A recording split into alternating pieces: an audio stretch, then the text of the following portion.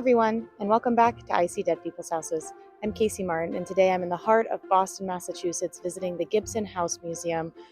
Just to give you an idea of just how central this location is, I'm filming this in the public garden, and the museum is about 1 block that way. I'm really excited to check this one out, so let's get started. Hi, I'm Hailey Robbins. I use she, her pronouns. I am the curator and director of development for the Gibson House Museum. So this museum was originally a piece of property purchased in 1859 by Catherine Hammond Gibson. John Gardner Gibson was making his money off of plantation labor, and so it's important to recognize that, and our story is very much connected to enslavement.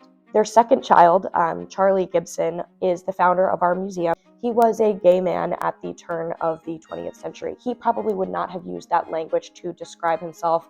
He would have said he was a bohemian or a confirmed bachelor, but we do know that he had relationships with men throughout his life. His father actually wrote Charlie Jr.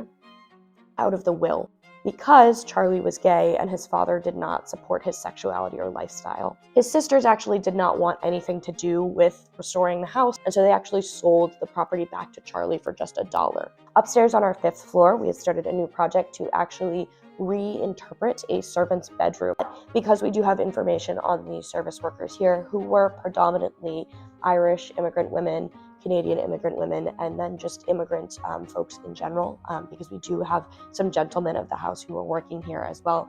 We are able to start that project to bring their histories back. We hosted a Victorian promenade in the Boston Public Garden where we encouraged folks from around the state and frankly around the country to come in Victorian garb and do a leisurely stroll around the Arlington and Beacon corner of the public garden, as the Victorians would have done, as the Gibsons would have done. So throughout the rest of the year, we've got a number of other events going on. We do have several Pride Month programs going on to celebrate Charlie Gibson's queer legacy. Starting back in September, we'll have a number of events, including our take on the Revolutionary War.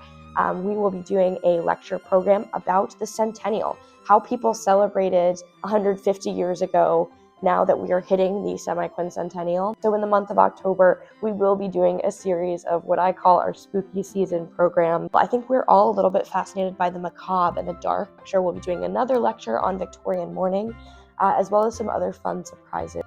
If you would like to come tour the Gibson House, you can tour any Thursday through Sunday. We open for tours at 1 p.m. and then we have tours on the hour at 1 p.m., 2 p.m., and 3 p.m. I would recommend you check out our website because we do offer specialty tours as well. But currently we offer our At Home with the Gibsons tour, which is the general tour about the house and its occupants, the upstairs downstairs tour, which covers the history of service, the Little Women tour, which talks about the time when Greta Gerwig came and filmed parts of Little Women here at the Gibson House Museum in 2019. And then we have Charlie Gibson's Queer Boston, which specifically focuses on how Charlie experienced the world and his life being a queer man at the turn of the 20th century. You should come to the Gibson House Museum because it's beautiful, but behind that beauty, there are so many different layers of stories. In this one house alone, we can talk not only about art and design and architecture history, but we can also talk about queer lives.